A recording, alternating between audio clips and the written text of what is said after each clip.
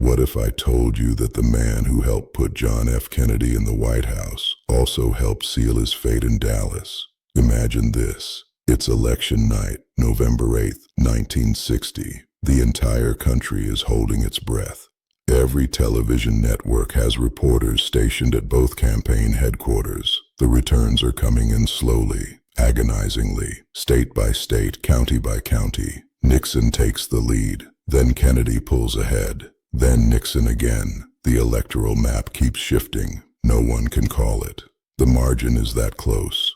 In hotel rooms across America, people are glued to their television sets. In the Kennedy compound in Hyannisport, Massachusetts, the family is gathered, watching anxiously. In Nixon's suite in Los Angeles, the vice president is chain-smoking, calculating every possible path to victory.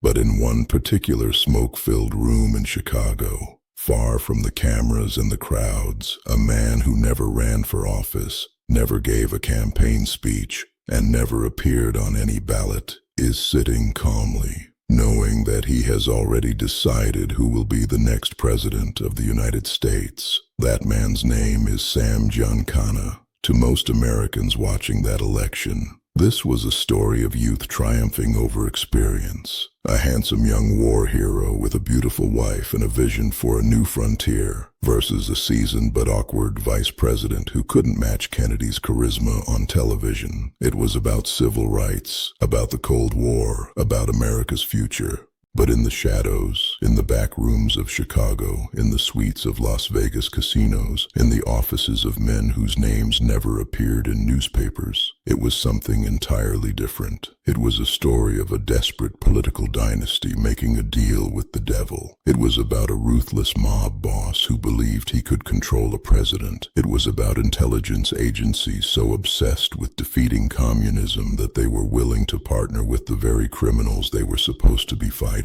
This is the story you were never meant to hear. The story of how Chicago's deadliest crime boss became a silent partner in American power, and how that partnership turned into a deadly betrayal that still echoes through history. A betrayal that may have led 3 years later to a sunny afternoon in Dallas when everything changed.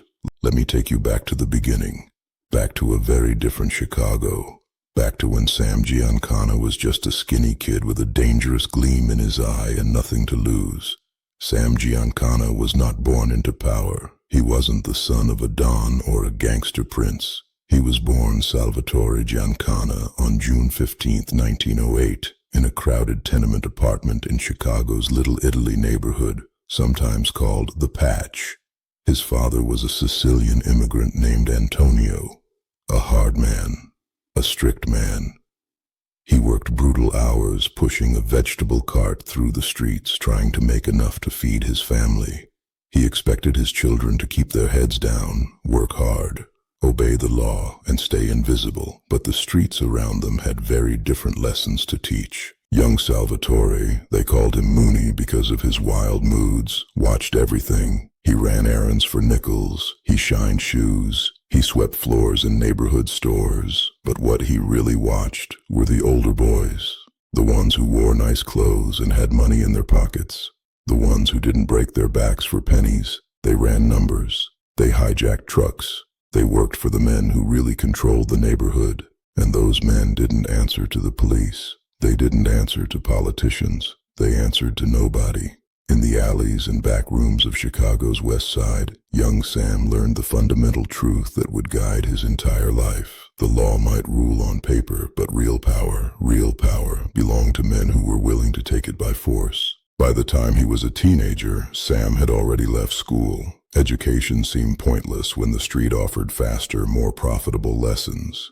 He joined a youth gang known as the 42 Gang. Don't let the name fool you. These weren't just kids spray painting walls or stealing candy. The 42 Gang was a breeding ground for Chicago's most vicious future mobsters. They stole cars, robbed businesses, hijacked delivery trucks, and committed acts of violence that made hardened cops shake their heads. Sam stood out even among this pack of young wolves. He was small, barely 5'6", but utterly fearless. He had a quick mind and a stone-cold temperament. Where other kids would panic or hesitate, Sam stayed calm, calculated, operating, ice cold, the kind of young man that older gangsters noticed and remembered. And then came Prohibition. In 1920, the United States government made what many historians now call one of the greatest legislative mistakes in American history. They banned alcohol. The 18th Amendment and the Volstead Act made it illegal to manufacture, sell, or transport alcoholic beverages. The intention was noble: reduce crime, strengthen families, improve public health. The result was the exact opposite. Overnight, a massive black market opened up. Millions of Americans who had no interest in breaking any other law suddenly became willing customers for illegal booze. Speakeasies opened in every city, bootleggers became millionaires, and organized crime, which had been a patchwork of local gangs, suddenly became a national industry. Chicago exploded. The city became a battlefield. Different gangs fought for control of territory, of supply routes, of political connections. Bodies piled up.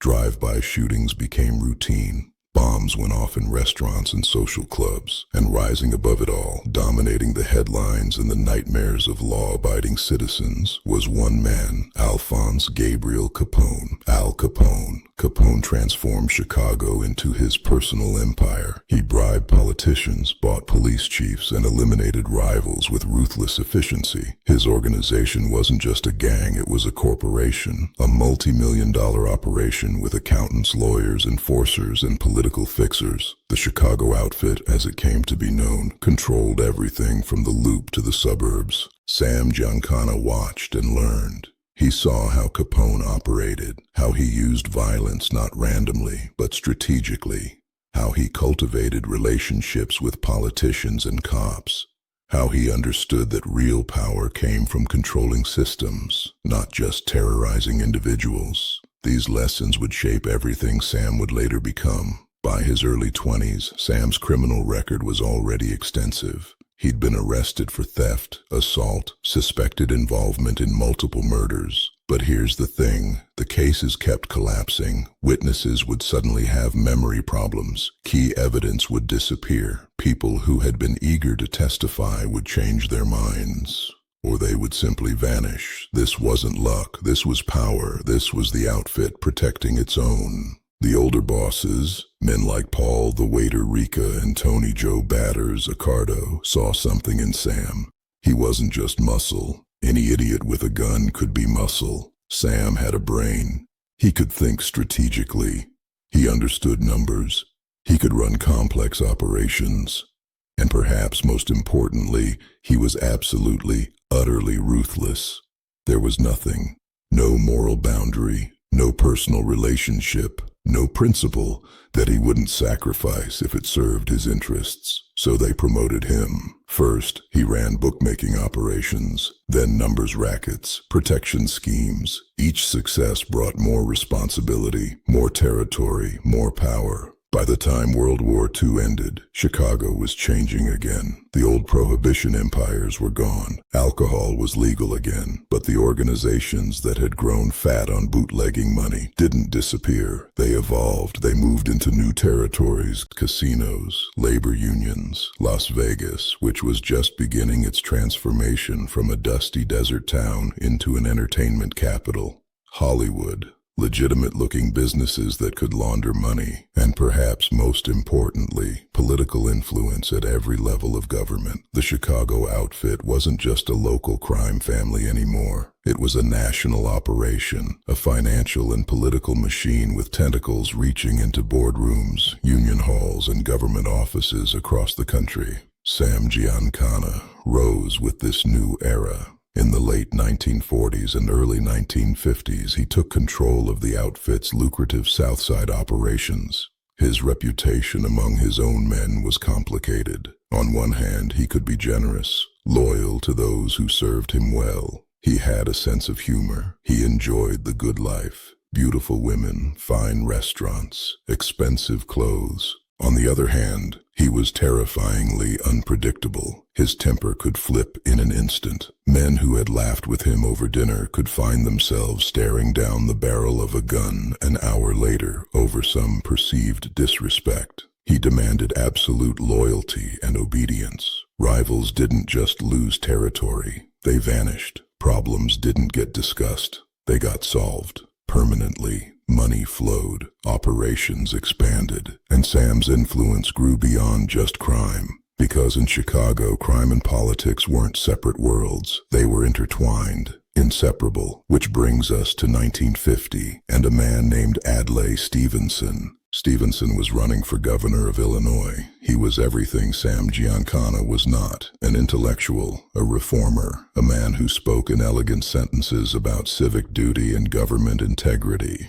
In public, he wanted nothing whatsoever to do with the mob. He campaigned on cleaning up corruption, bringing transparency to government, restoring public faith in democratic institutions. But here's the problem with running for major office in Illinois. You can't win without Chicago, and you can't win Chicago without the Democratic machine. And you can't control the Democratic machine without controlling the precinct captains. And in many of the most important precincts, the ones that delivered overwhelming vote totals that could swing the entire state, those captains answered to men like Sam Giancana. So behind the scenes, far from the campaign rallies and the newspaper editorials, quiet conversations happened. Deals were made. The exact details remain murky even today. Most of the men involved are long dead, and those who knew the truth took it to their graves. But the outcome speaks for itself. The Chicago machine, greased by outfit influence and money, delivered the crucial support Stevenson needed. They got out the vote. They made sure the right precincts reported the right numbers, and Stevenson won. In public, he was the reform governor, the intellectual leader, the champion of good government. In private, everyone in Chicago's back rooms learned an important lesson. If you wanted to win in Illinois, you had to go through Sam Giancana. This was a pivotal moment. Sam had tasted real political power, not just the power to control his neighborhood or intimidate a business owner. He had influenced a statewide election. He had helped select a governor. And if he could do that, what else might be possible? At the same time this was happening, another world was intersecting with Sam's, the world of American entertainment, Hollywood, Las Vegas, and at the center of that intersection stood one of the most famous men on the planet, Frank Sinatra. By the mid-1950s, Sinatra was more than just a singer. He was an icon, the voice, the chairman of the board, the leader of the Rat Pack. He had movie roles, hit records, television specials, and more fame than almost anyone alive. He was beloved by millions, but behind the spotlight, Frank's friendships ran deep into very dark territory. Sinatra grew up in Hoboken, New Jersey, in neighborhoods where the mob was a fact of life. As he rose to stardom, those early connections didn't fade. They grew stronger. He socialized with mobsters, drank with them, gambled with them, partied with them. In Chicago and Las Vegas, one name kept coming up in Frank's circle: Sam. Frank Sinatra and Sam Giancana formed a strange but mutually beneficial friendship. For Frank, the connection gave him protection. When you're that famous, that wealthy, you attract all kinds of attention, some of it dangerous. Having the Chicago outfit's boss as a friend meant a certain kind of safety.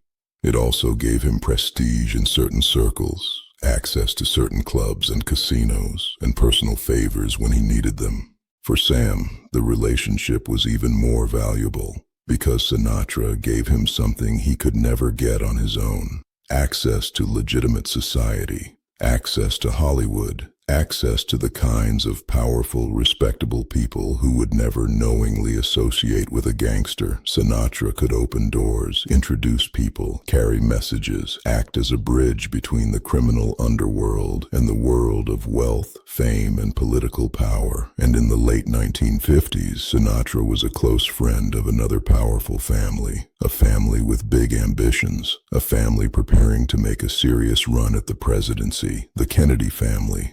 Joseph Patrick Kennedy Sr. was a complicated man. Born to Irish immigrant parents in Boston, he'd clawed his way up from nothing to become one of the richest men in America. He made his first fortune in banking and stock manipulation during the 1920s, operating right on the edge of legality, and sometimes over the edge. When Prohibition arrived, there were persistent rumors that he profited enormously from bootlegging, though he always denied it. He married Rose Fitzgerald, the daughter of Boston's mayor, and together they had 9 children. Joe Kennedy was ferociously ambitious for his family. He wanted more than just wealth. He wanted power, legacy. He wanted a Kennedy in the White House. His oldest son, Joe Jr., was supposed to be that president, but Joe Jr. died in World War II, his plane exploding during a dangerous volunteer mission. The dream passed to the second son, John Fitzgerald Kennedy. Jack Kennedy had the perfect story for American politics. He was Harvard-educated, intelligent, well-read. He was handsome, genuinely movie star handsome, in a way that worked beautifully on television, which was just beginning to dominate American culture. He was a legitimate war hero. In 1943, his PT boat, PT-109, was rammed and sunk by a Japanese destroyer in the South Pacific. Kennedy, despite serious injuries, led his surviving crew to safety, swimming for hours while towing a wounded man by clenching a strap in his teeth. The story made him famous. After the war, he entered politics, first the House of Representatives, then the Senate. He married Jacqueline Bouvier, a beautiful and sophisticated young woman who completed the picture of the perfect American political couple. By the late 1950s, he had his eye on the ultimate prize, the presidency. But there was a problem, a big problem. America had never elected a Catholic president. There was deep, widespread anti-Catholic sentiment among many Protestant voters, especially in the South and the Midwest. They worried that a Catholic president would secretly take orders from the Pope, that his loyalty would be to Rome, not to America, that he would impose Catholic values on a Protestant nation. This wasn't just paranoid fringe thinking. This was mainstream concern. Kennedy knew he would have to overcome enormous suspicion in key swing states if he wanted to win, and one of the most important of those states was Illinois. Illinois was crucial. It had a large number of electoral votes. It was diverse. Urban Chicago, industrial towns, rural farmland. It was competitive. It could go either way. And Kennedy's team knew that winning Illinois meant winning Chicago. And winning Chicago meant, well, it meant dealing with the machine, the Democratic machine that controlled the city, the machine that in many key precincts worked hand in hand with the outfit. By late 1959, as Kennedy's campaign was building momentum toward the 1960 primaries, powerful people behind the scenes began thinking strategically. Joe Kennedy, the patriarch, was willing to do whatever it took to put his son in the White House. He'd built his fortune on ruthless calculation. He wasn't going to let anything stop him now. The question was, how do you lock down Illinois? How do you ensure that on election night the numbers in Chicago tip the entire state and possibly the entire election in Kennedy's favor? You need turnout. You need precinct captains delivering votes. You need the machine running at full power. And to make that happen in Chicago, you need one man's blessing, Sam Giancana. What exactly was said in those early, quiet meetings between Kennedy's people and the Chicago outfit? We'll probably never know the full truth. Very few people were in those rooms, and almost all of them are dead now. Those who are still alive either don't remember or refuse to talk. But enough witnesses, enough former mobsters who later cooperated with authorities, enough investigators who spent years piecing together fragments of evidence, have hinted at the same basic story. Joseph Kennedy, desperate to give his son every possible advantage, signaled through intermediaries that the Kennedys were willing to make understandings, accommodations. In exchange for help winning Illinois, there would be a more favorable relationship between the Kennedy administration and certain interests in Chicago. And the key intermediary, Frank Sinatra. Sinatra could reach Sam because they were friends. Sam would listen to Frank in a way he wouldn't listen to some political operative. And Sam, sensing a historic opportunity, agreed to help because in his mind, this wasn't just about helping some politician. This was about having a president who owed him, having access to the White House, having protection for his operations, his casinos, his interests in Las Vegas and Cuba and elsewhere. This was a chance to be a true kingmaker, to have power at the highest level, but there was another thread connecting these worlds, a more intimate thread, a woman named Judith Campbell. Judith Campbell, later known as Judith Exner after she married, was a beautiful young woman moving in Hollywood circles. She was glamorous, sophisticated, connected to celebrities and powerful men. At some point in 1960, she became romantically involved with John F. Kennedy. According to her own later testimony, given years after the events, she also became involved with Sam Giancana around the same time. Was she a lover to both men? Yes, apparently. Was she a courier, carrying messages between the Kennedy White House and the Chicago mob boss? She claimed she was. Did she understand what she was doing? Or was she being used by both sides? That's harder to say.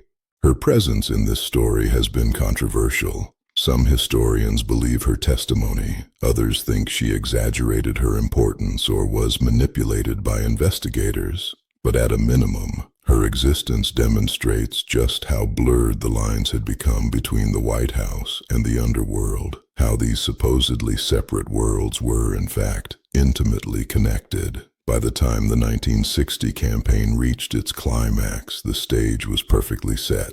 Kennedy barnstormed the country, giving soaring speeches about America's future. He debated Richard Nixon on live television, the first televised presidential debates in history, and won decisively, at least in terms of image. People who watched on TV thought Kennedy won. People who only listened on radio thought Nixon did better. Television was changing politics, and Kennedy understood that instinctively. Meanwhile, in the background, Sam Giancana's machine was preparing for its most important assignment ever: deliver Illinois. November 8, 1960, Election Day. In Chicago, the weather is cool and overcast. Across the city, polling places open early. By mid-morning, lines are forming. This is going to be a close election. Everyone can feel it.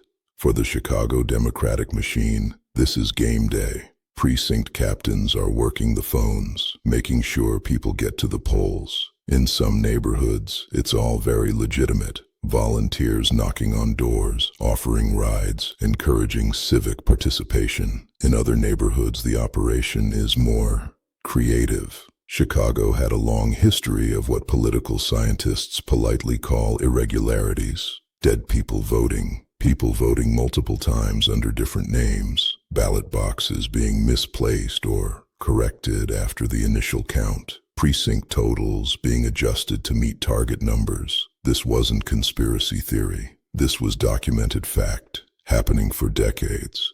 And in neighborhoods where the outfit held sway, Giancana's men made sure things ran smoothly.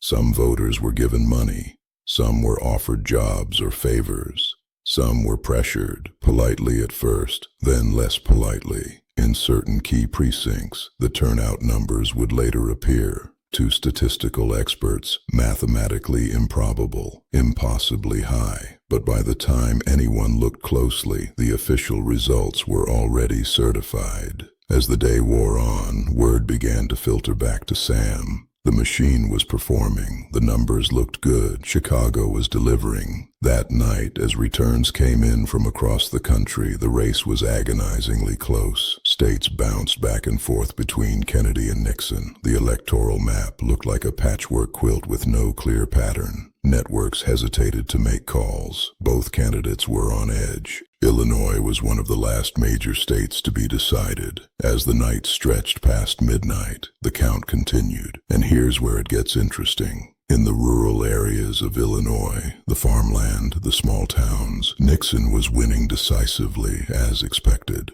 These were Republican strongholds, conservative areas that had no love for Kennedy or his Catholicism. Nixon was racking up comfortable margins. But in Cook County, Chicago, and its immediate suburbs, Kennedy was posting massive numbers, overwhelming turnout, overwhelming percentages. In some precincts on the south side and the west side, Kennedy was winning with margins that approached 90, even 95%. In neighborhoods where the outfit's influence was strongest, the returns were almost comically one-sided. The rest of the state wasn't enough for Nixon. The Chicago machine swamped him.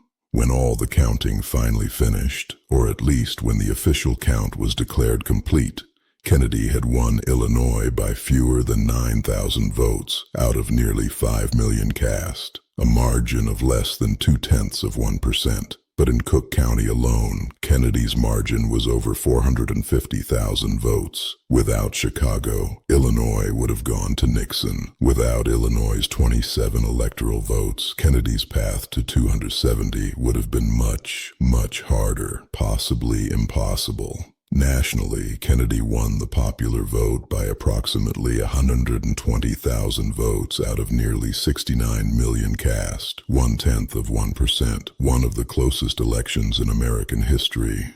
A shift of just a few thousand votes in the right states would have changed everything.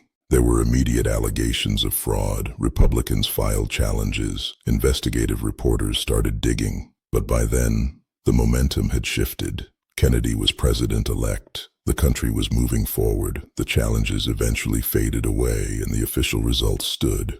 In Chicago, Sam Giancana received the message loud and clear. We did it. We delivered. Kennedy is president and he owes us.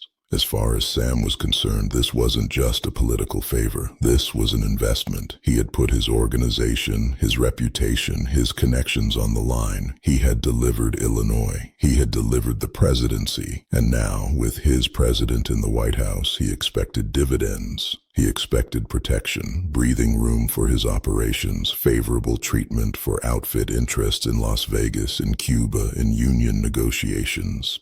Maybe even direct favors when needed. He believed he had established a partnership with the most powerful family in America. What he didn't count on was Robert F. Kennedy. Bobby Kennedy was Jack's younger brother, smaller, more intense, with none of Jack's easy charm, but all of his intelligence and twice his moral certainty. Bobby had spent years as chief counsel for the Senate Rackets Committee, investigating corruption in labor unions and organized crime. He'd gone after Jimmy Hoffa and the Teamsters. He'd exposed mob influence in union leadership. He'd built his reputation on being relentlessly, uncompromisingly hostile to organized crime. Unlike many politicians who talked tough about the mob for publicity but never followed through, Bobby meant it. He saw organized crime as a cancer eating away at American democracy. He believed men like Sam Giancana weren't just criminals. They were enemies of everything America stood for. Parasites who corrupted legitimate businesses, perverted labor unions, and bought politicians like they were groceries. To Bobby Kennedy, there was no such thing as a useful gangster. There were only criminals who needed to be destroyed. When Jack Kennedy won the presidency and immediately named his younger brother Attorney General, there was considerable controversy. Critics said it was nepotism, that Bobby at age 35 was too young, too inexperienced, that it looked bad to put your brother in charge of the Justice Department. But Jack trusted Bobby more than anyone, and he knew Bobby would be absolutely loyal, completely incorruptible, and ruthlessly effective. For Sam Giancana and the rest of the outfit, the appointment was like a punch to the gut. The man who'd spent years trying to put them in prison was now in charge of the entire federal law enforcement apparatus, and Bobby wasted no time. Instead of the protection Sam expected, the Kennedy administration unleashed an unprecedented assault on organized crime. Bobby tripled the size of the Justice Department's organized crime section. He deployed teams of FBI agents and prosecutors to Chicago, New York, New Orleans, and other mob strongholds. He convened grand juries. He issued subpoenas. He authorized wiretaps and surveillance operations. For Sam Giancana personally, life became a nightmare. FBI agents followed him everywhere. When he went to a restaurant, they sat at the next table. When he played golf, they stood nearby watching. When he went on vacation, they were on the same flight. It was relentless, intrusive, designed to unnerve him and make his life impossible. Once friendly politicians suddenly became unavailable. Judges who might have been sympathetic now had federal prosecutors breathing down their necks. Cops who used to look the other way were now being investigated themselves. The comfortable accommodations that had allowed the outfit to operate for decades were being systematically dismantled. Sam was furious. From his perspective, this was a profound betrayal. In his world, deals were sacred. Loyalty was everything. He had delivered the presidency. He knew he had, and now the Kennedys were repaying him by destroying his organization. This wasn't just business. This was personal. A slap in the face from a family he'd helped put in power. He complained to anyone who would listen. "I put that guy in office," he fumed. "We won Illinois for him, and this is how they thank us." But the Kennedys were playing a different game. Jack and Bobby had calculated that any secret understanding with the mob during the campaign could never become public. The political cost would be devastating. Better to bury it. Better to prove their anti-crime credentials by going after the very people who'd helped them win. It was cold, cynical, realpolitik, and it drove Sam Giancana into a rage. But here's where the story gets even stranger, even darker. Because while Robert Kennedy's Justice Department was trying to put mob bosses in prison, another branch of the United States government, the Central Intelligence Agency, was secretly hiring those same mob bosses to commit murder. Let me explain. When Fidel Castro seized power in Cuba in 1959, overthrowing the corrupt Batista regime, American policymakers panicked. Cuba was 90 miles from Florida. Castro was aligning with the Soviet Union. He was nationalizing American businesses, including the casinos and hotels that generated enormous revenue, much of it for the mob. The Eisenhower administration began planning to overthrow Castro. When Kennedy took office, those plans accelerated.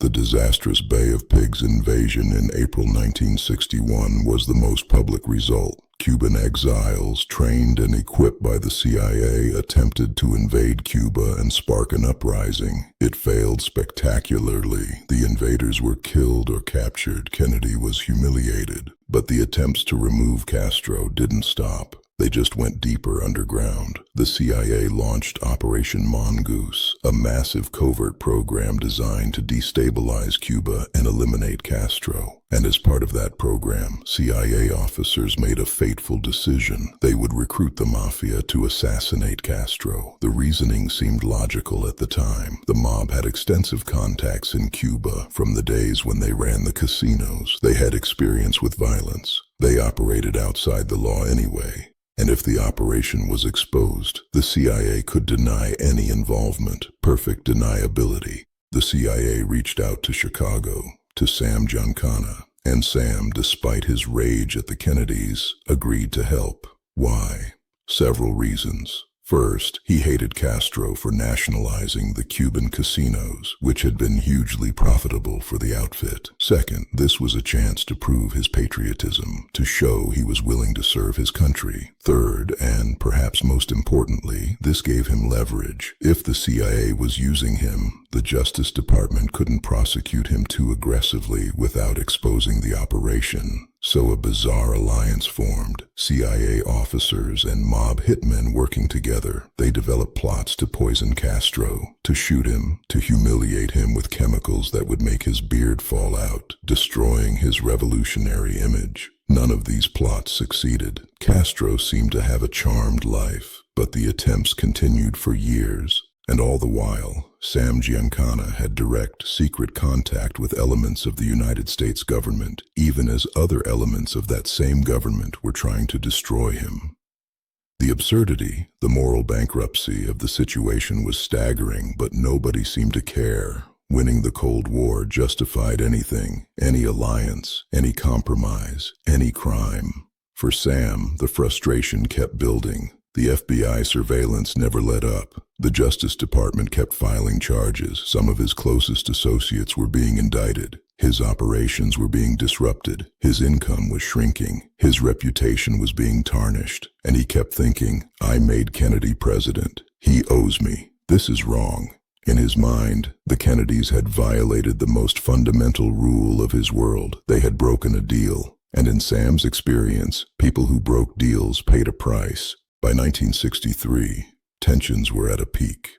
Sam had been subpoenaed by a grand jury. His lawyers were fighting to keep him out of prison. The CIA operations against Castro were ongoing, but increasingly desperate. The Kennedy administration was deeply entangled in Vietnam, in civil rights battles, in Cold War crises around the world. And then, in November of 1963, President Kennedy decided to travel to Texas for a political trip. 5 stops in 2 days: San Antonio, Houston, Fort Worth, Dallas, and Austin. Texas was a big state with a lot of electoral votes, and Kennedy needed to shore up support there before the 1964 election. Dallas was on the schedule for November 22nd, 1963. Dallas, Texas. The weather is beautiful, clear blue sky, warm sun, perfect for a motorcade. President Kennedy's plane, Air Force One, lands at Love Field just before 11:40 a.m. He and Jackie emerge to cheers from a large crowd. She's wearing that famous pink suit with the matching pillbox hat. They shake hands with well-wishers. Everything seems normal, happy. This is what Kennedy loves, connecting with people, feeling the energy of a crowd. The motorcade forms up. Presidential limousine, Secret Service follow car, press buses, local officials. The route will take them through downtown Dallas to the Trade Mart, where Kennedy is scheduled to give a speech at a luncheon. It's about a 45-minute drive. The motorcade winds through the city streets. Crowds line the route, waving, cheering. Kennedy is in an open-top limousine. No protective bubble, no bulletproof glass. Just the president and first lady exposed to the crowd. This is how Kennedy liked it. His advisors had warned him repeatedly about security risks, but he hated the barrier between himself and the American people. At 12:30 p.m., the motorcade turns onto Elm Street and begins to descend toward an underpass. On the right side of the street is a grassy area that will later become one of the most analyzed pieces of ground in American history. On the left side is a red brick building, the Texas School Book Depository. In the presidential limousine, there are 6 people. In the front seat, the driver, a Secret Service agent. Next to him, another agent. In the middle row, Governor John Connally of Texas and his wife Nellie. In the back seat, President Kennedy and Jackie. Mrs. Connally turns to the president and says, "Mr. President, you can't say Dallas doesn't love you." Kennedy smiles and begins to reply, and then the world explodes. The first shot hits Kennedy in the upper back, exiting through his throat. His hands move to his neck. He makes no sound. His throat is damaged. Connally, sitting in front of him, is also hit, the bullet tearing through his back, chest, wrist, and thigh. Jackie turns toward her husband, confused, not yet understanding. Then the third shot, the one caught on film by Abraham Zapruder's camera, the one that will haunt history, strikes Kennedy in the back of the head. A horrific, explosive wound. Brain matter and blood spray forward. His body lurches violently. Jackie begins to climb onto the trunk of the moving car, not running away, but reaching for fragments of her husband's skull. A Secret Service agent leaps onto the back of the car and pushes her back into the seat. The driver accelerates. The limousine races toward Parkland Memorial Hospital. In the back seat, Jackie is cradling her husband's shattered head in her lap, blood soaking into her pink suit. She's in shock, repeating, "Jack, Jack, what have they done to you?" At Parkland Hospital, doctors rush the president into Trauma Room 1. They perform an emergency tracheotomy. They start IV lines, they inject medication, but they know immediately it's hopeless. The head wound is fatal. No one could survive that kind of injury. At 1 p.m., President John F. Kennedy is pronounced dead. Jackie refuses to leave his side. She refuses to change out of her blood-stained suit. "Let them see what they've done," she says. Within hours, the Dallas police arrest a suspect, Lee Harvey Oswald, a 24-year-old former Marine who worked at the Texas School Book Depository. They find a rifle on the 6th floor of the building. Oswald is seen leaving the building shortly after the shooting. He's later arrested at a movie theater after allegedly shooting and killing a Dallas police officer. Oswald denies everything. "I'm just a patsy," he insists. He claims he didn't shoot anyone.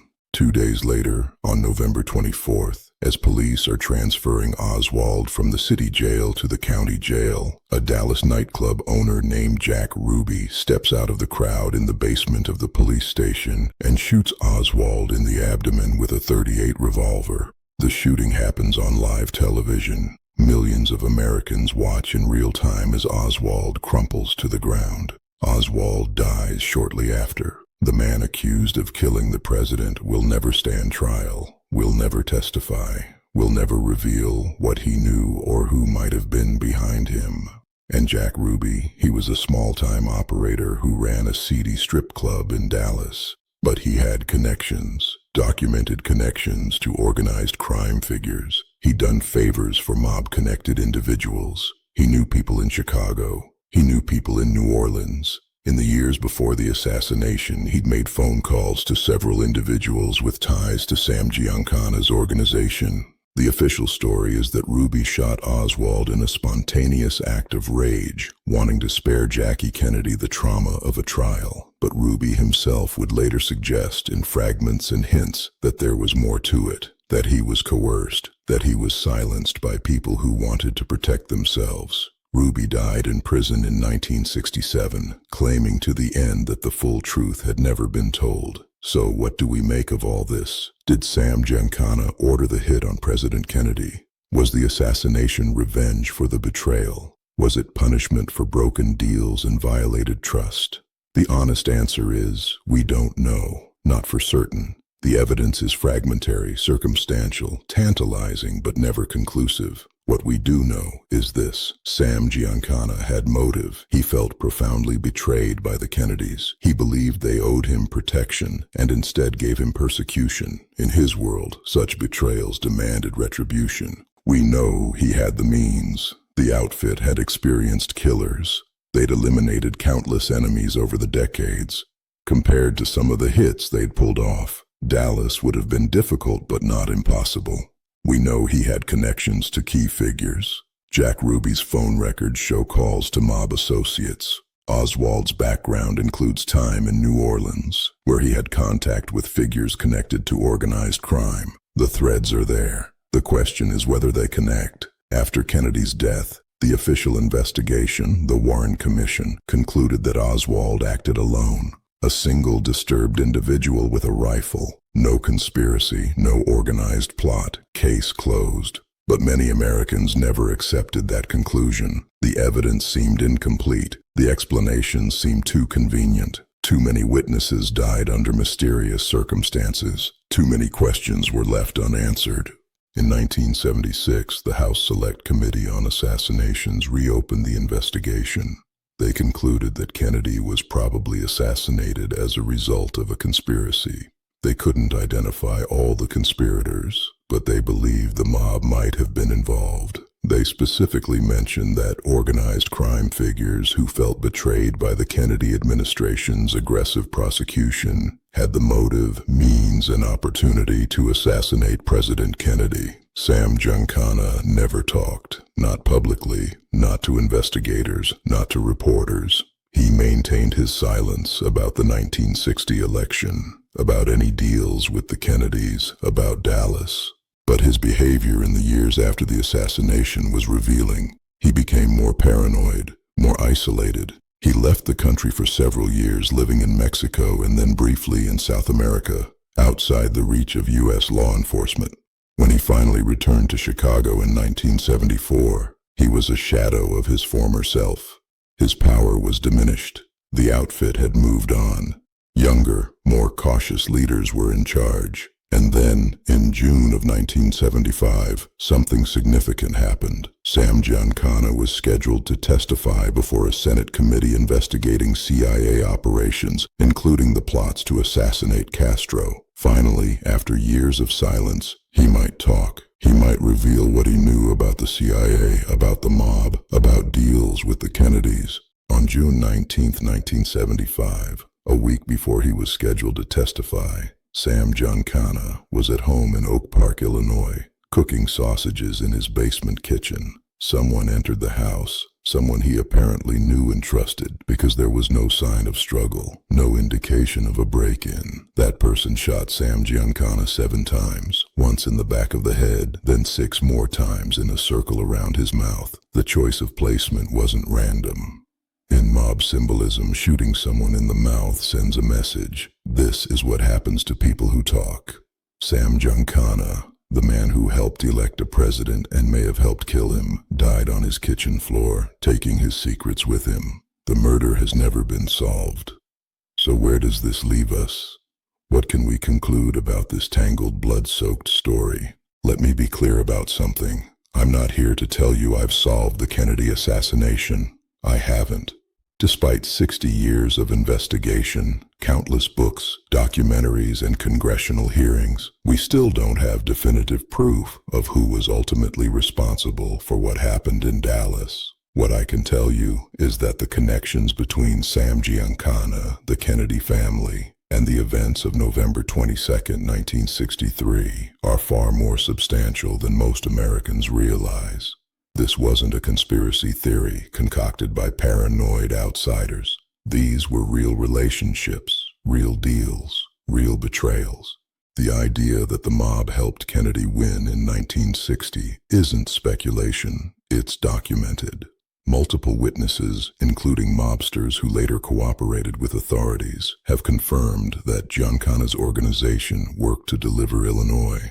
Whether this was done with the Kennedys' explicit knowledge and approval, or whether it was intermediaries like Sinatra working without full authorization, we can debate, but the help was real. The betrayal that followed was also real. Robert Kennedy's Justice Department did launch an unprecedented assault on organized crime. They did specifically target Sam Giancana. The FBI surveillance was relentless and well documented. Giancana complained about it bitterly, both at the time and in conversations that were later recorded or reported. The CIA's recruitment of mob figures to kill Castro is also now a matter of public record. Congressional investigations in the 1970s exposed these operations. We have documents, we have testimony, we have confirmation from multiple sources.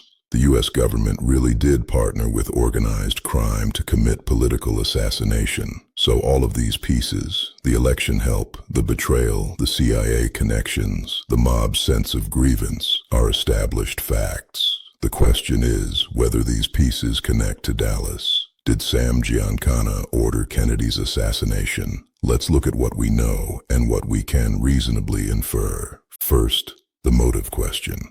Sam absolutely had reason to want Kennedy gone. From his perspective, Kennedy had double-crossed him. But would that be enough to assassinate a sitting president?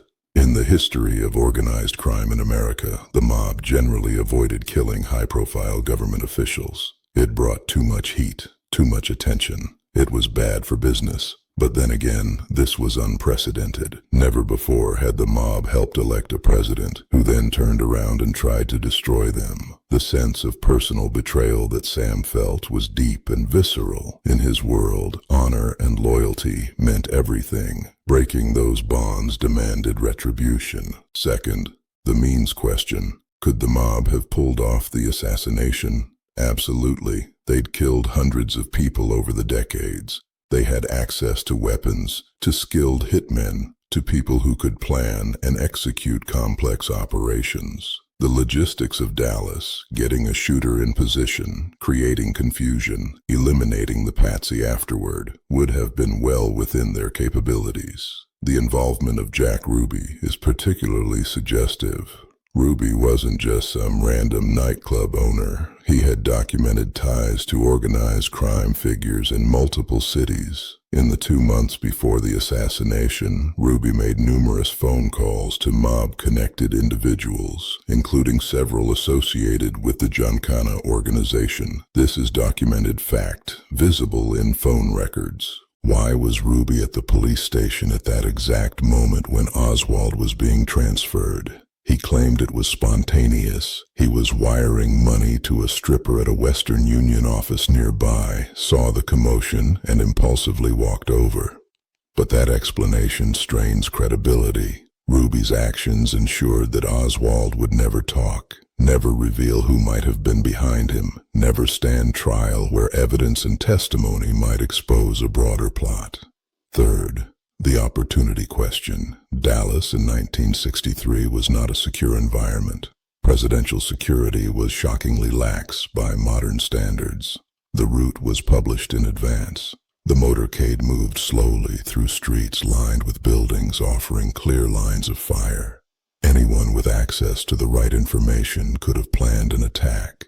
Lee Harvey Oswald remains an enigma. Was he the lone shooter, acting out of personal demons and political delusions? That's the Warren Commission conclusion. Or was he, as he claimed, just a patsy, someone set up to take the fall while other shooters did the actual work? Oswald's background is bizarre and contradictory. A Marine who defected to the Soviet Union, then came back. A Marxist who handed out pro-Castro leaflets but also had mysterious connections to anti-Castro Cuban exiles and CIA-connected figures in New Orleans. A man with seemingly no money who nevertheless traveled freely, obtained weapons, and moved through various political circles. If you wanted to create a perfect patsy, someone with enough suspicious connections to be believable as an assassin, but confused enough politically that no one would know exactly what his real motives were. You could hardly design someone better than Lee Harvey Oswald. But here's where we have to be careful. The fact that a conspiracy is possible doesn't prove that a conspiracy happened. The fact that the mob had motive and means doesn't prove they pulled the trigger. The fact that there are unanswered questions doesn't necessarily mean there's a cover-up. What we can say with confidence is that the official story, Oswald acted alone, no conspiracy, case closed, is incomplete. The Warren Commission's investigation was rushed, politically motivated, and designed more to reassure the public than to pursue every lead wherever it might go. They ignored evidence, dismissed witnesses, and reached conclusions that even some of their own members privately doubted. The House Select Committee on Assassinations in 1976 took a more serious approach. They hired acoustics experts, forensic specialists, organized crime investigators, and they concluded that Kennedy was probably killed as part of a conspiracy. They couldn't identify all the conspirators, but they strongly suspected organized crime involvement. Their reasoning was straightforward. Organized crime figures had motive. The Kennedy administration's aggressive prosecution, means, skilled killers and weapons, and opportunity, connections to key figures in Dallas and elsewhere. And critically, they behaved after the assassination in ways that suggested guilty knowledge. Several mob figures were overheard celebrating Kennedy's death. Sam Giancana himself reportedly smiled when he heard the news and made cryptic comments suggesting foreknowledge. Did Sam give the order? We'll probably never know for certain. He took his secrets to the grave, or more precisely, to his kitchen floor. But circumstantial evidence points in his direction. Carlos Marcello, the powerful New Orleans mob boss, also had reason to hate the Kennedys. Robert Kennedy had literally had Marcello kidnapped and deported to Guatemala in 1961, an extraordinary and legally questionable action. Marcello eventually made his way back to the United States, but he never forgot or forgave. According to later FBI informants, Marcello allegedly made threats against President Kennedy, saying that to kill a dog, you cut off its head, meaning to stop Robert Kennedy, you had to remove his brother from power. Santo Traficante Jr., the Florida mob boss who'd lost his Cuban casinos to Castro, was also deeply involved in the CIA plots. He had every reason to resent Kennedy for the failed Bay of Pigs and the continuing pressure from the Justice Department. This is where conspiracy theories can spiral into paranoia. It's tempting to see vast interconnected plots, shadow governments, puppet masters controlling everything. But the truth is usually messier. Usually it's separate groups with separate motives who happen to benefit from the same outcome. They don't need to coordinate. They just need to not stop each other. Could elements within the CIA have known about mob plans and simply looked the other way? That's more plausible than a massive coordinated conspiracy. Could right-wing extremists in Dallas have provided support without knowing the full picture? Possible. Could Oswald have been manipulated by people he never fully understood? We know from his behavior that he was confused, volatile, and easily influenced. The more you study this case, the more you realize that certainty is impossible.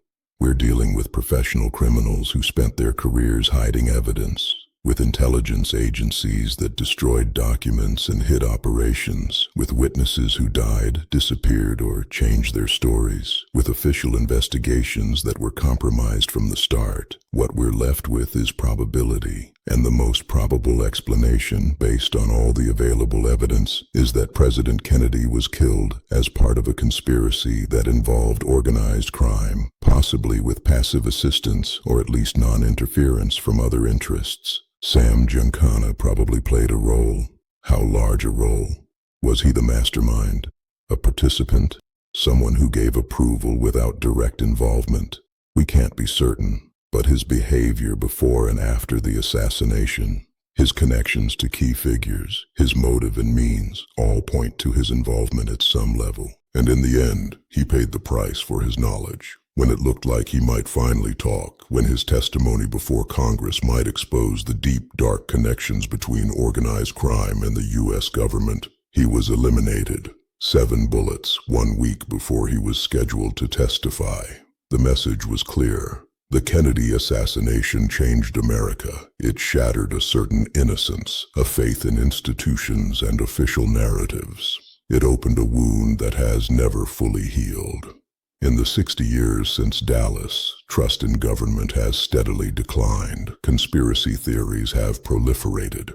The idea that powerful forces operate behind the scenes, immune to accountability, has become mainstream. And maybe that's the real tragedy. Not just that we lost a president, not just that justice was never served, but that we learned a dark truth about how power really works in America, about the deals that get made in back rooms, about the alliances between supposedly opposing forces when it serves their interests, about the violence that lurks beneath the surface of our democratic institutions. Sam Giancana's story is, in the end, a very American story. The immigrant's son who clawed his way to power through ruthlessness and cunning, who believed he could control kings, who learned that even presidents can be betrayed, and that betrayal demands retribution. He helped elect a president. He may have helped kill a president, and ultimately the forces he'd allied with destroyed him too. The full truth died with him on that kitchen floor in 1975. But the questions and the implications remain. What really happened in Dallas? Who gave the orders? Who pulled the triggers? Who covered up the evidence? We may never have complete answers. But one thing is certain. The official story, the neat narrative of a lone gunman acting out his personal demons, doesn't come close to the full truth. There's more to this story, much more, and it involves some of the most powerful people in America making deals with some of the most dangerous criminals. It involves intelligence agencies partnering with the mob. It involves a presidency bought and sold, used and discarded, destroyed when it was no longer useful. That's the real story of Sam Giancana, the Kennedys, and Dallas. A story of power, betrayal, and murder at the highest levels. A story that challenges everything we're told about how American democracy works. A story that, even 60 years later, the establishment would prefer you not hear. But now you've heard it. And once you know the truth, or even the shadow of the truth, you can never see history the same way again.